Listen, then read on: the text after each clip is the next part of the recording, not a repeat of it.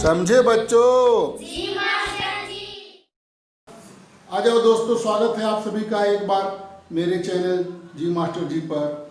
और आज की क्लास में हम हैं J TET, C TET and other competitive exams के लिए मैथमेटिक्स, कैरियर मैथमेटिक्स के अंतर्गत आज हम लोग बात करने वाले हैं द्विआधारी पद्धति, द्विआधारी संख्या, बेस टू न्यूमरेशन सिस्टम या बाइनरी सिस्टम या बाइनरी नंबर के बारे में।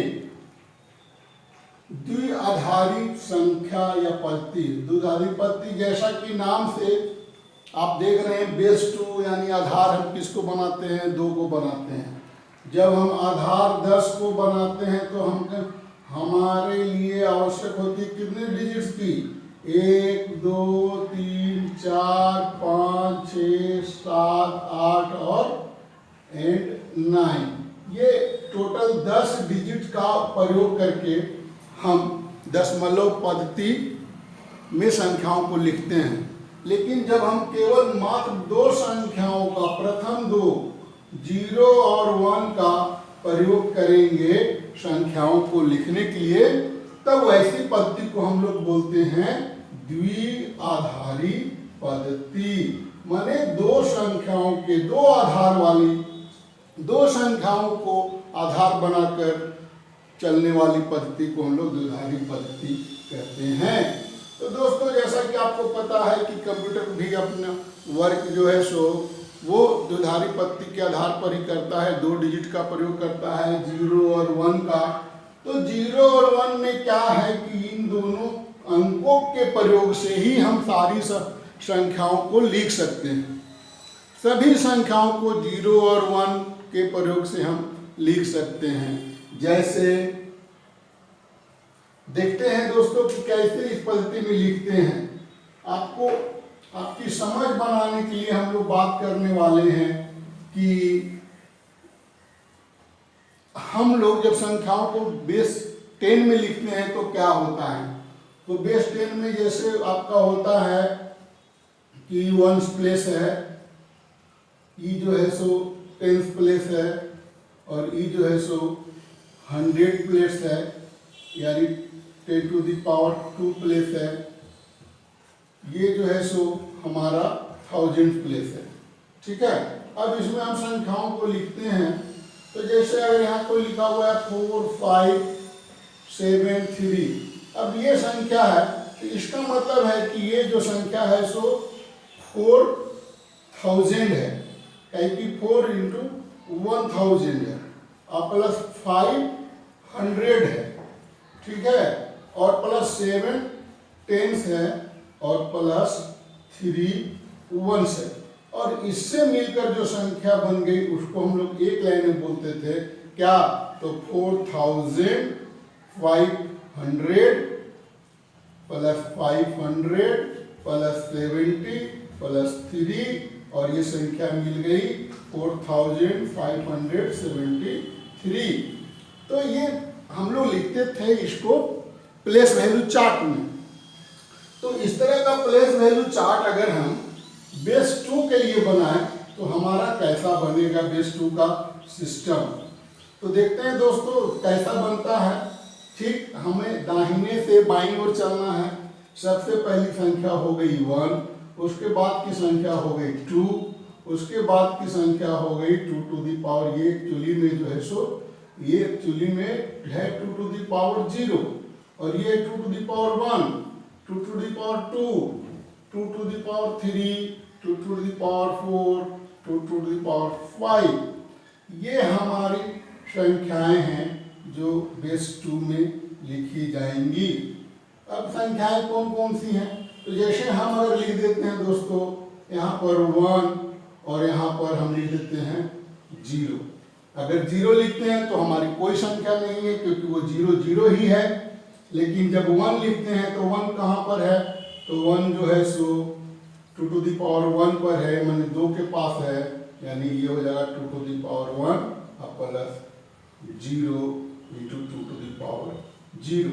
सो आप देख रहे हो इसकी वैल्यू कितनी हो जाएगी, ये हो जाएगी 2 एकम 2 और ये हो गया 0। तो इसका मतलब ये संख्या जो है सो हमारा 2 है। मतलब इस दो संख्या को जो कि बेस 10 न्यूमरेशन सिस्टम में लिखा गया है, इसको हम लोग बेस 2 न्यूमरेशन सिस्टम में लिखेंगे तो ये संख्या इस तरह की होगी। यानी 2 जो कि दार्शनिक प्रणाली में लिखी गई संख्या है, द्विधारी पत्ती में ऐसे लिखी जाएगी 1 और 0, 1 0 1 0। तो अब अगर 3 लिखना हो तो कैसे लिख देंगे दोस्तों?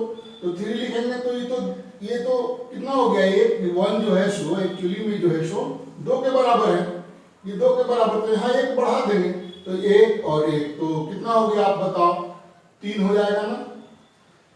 1 और 1 ये जो है बेस 2 में लिखे हैं तो 2 एकम 2 और 1, ये वाला 1 2 एकम 2 और 1 3, तो ये दार्शनिक प्रणाली में 10 लिखा हुआ।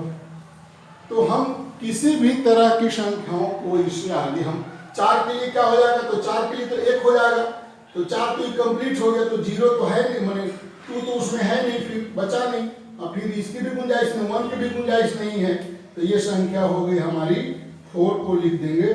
अगर दार्शनिक प्रणाली में है तो ये 1 0 0 ये बेस 2 न्यूमरेशन सिस्टम में है। ये बहुत ही आसान चीज है, संख्याओं को इस तरह से हम आगे लिखते जाते हैं। अब कोई पूछ दे कि 1 और 2 सर कितना होगा, तो जी नहीं, 1 और 2 बेस 2 न्यूमरेशन सिस्टम की संख्या नहीं है, ये बेस 3 न्यूमरेशन सिस्टम की संख्या है, या फिर बेस 10 न्यूमरेशन सिस्टम की संख्या है, और आगे बेस 4 बेस 5 में आएगा, लेकिन बेस 2 में ये 2 नहीं है। तो ठीक है, तो अब हम संख्याओं को इस तरह से लिख सकते हैं और समझ भी सकते हैं। मुझे लगता है कि आप संख्याओं को लिखना सीख गए हों। तो मित्रों आपको पहचान करनी कि ये संख्या कितनी है, 1 1, वेरी सिंपल, बहुत आसान है। ये है 2 दूनी 4 और 2 6 और 1 7। इसका मतलब कि 7 को हम लोग लिखेंगे, बेस 10 की संख्या है 1 1 1, और बेस 2 न्यूमरेशन सिस्टम में 1 1 1 होगा। अब अगर संख्याओं को अगर हम बढ़ा दें 1 1 1 1, तो आप बताओ कितना हो गया दोस्तों, ये हो गया 8 और 8 और 4 12, 12 2 14 और 1 15।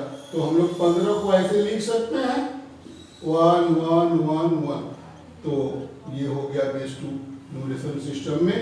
तो अब आप संख्याओं को इस पर आप बैठाते जाएं, बढ़ाते जाएं और अपने संख्याओं को गिनते जाएं, और आप समझ गए होंगे कि किसी भी दी हुई दार्शनिक प्रणाली की संख्या को द्विआधारी पद्धति में कैसे लिख पाएंगे। अब हम इसके रिवर्स प्रोसेस को समझते हैं कि जैसे हम संख्याओं को लिख दिया 1 1 1 1, और ये जो है तो बेस 2 न्यूमरेशन सिस्टम में है, तो ये संख्या दार्शनिक प्रणाली में आखिर है कितनी? तो बहुत आसान है दोस्तों, आप भी बता सकते हो। ये है 1, ये है 2, ये है 4 और ये है 8। तो ये हो गया 8 और 4 12 और 2 14 और 1 15। आप देख सकते हैं दोस्तों, ये संख्या वही है, 15 है। तो अगर कोई भी संख्या 1 0 1 अगर लिखा रहे, आप बता सकते हो ये कितना हो गया। तो ये हो गया 1, ये 2 वाला तो है नहीं, ये 1 है, और ये 3 वाला, ये 4 वाला, तो ये हो गया 1 2 4 वाला, तो 4 और 1 5। ये एक्चुअली में संख्या जो है सो 5 है। तो आप भी बता सकते हो किसी भी संख्या को 1 0 1 1। एक्चुअली में ये संख्या जो है सो दार्शनिक प्रणाली के 1 2 नहीं है, 4 है और 8 है, तो 8 4 12 और 1 13 के बराबर है। ये बहुत सिंपल है दोस्तों, दोनों वाइस वर्सा आप समझ गए होंगे। तो आज की कक्षा यहीं तक, मिलते हैं फिर अगले वीडियो में द्विआधारी सिस्टम बेस 2 न्यूमरेशन सिस्टम के कंटिन्यूड पार्ट में, और शेयर करेंगे। यदि आज का वीडियो अच्छा लगा हो तो इसे लाइक करेंगे, शेयर करेंगे, और चैनल पर यदि आप नए हैं तो जरूर से जरूर सब्सक्राइब करेंगे और बेल आइकन को जरूर दबाएंगे, ताकि आने वाला वीडियो सबसे पहले आप तक पहुंच सके। सो गाइस डोंट वरी, तैयारी कीजिए घर में, मार्गदर्शन हमारा है, सफलता आपकी होगी।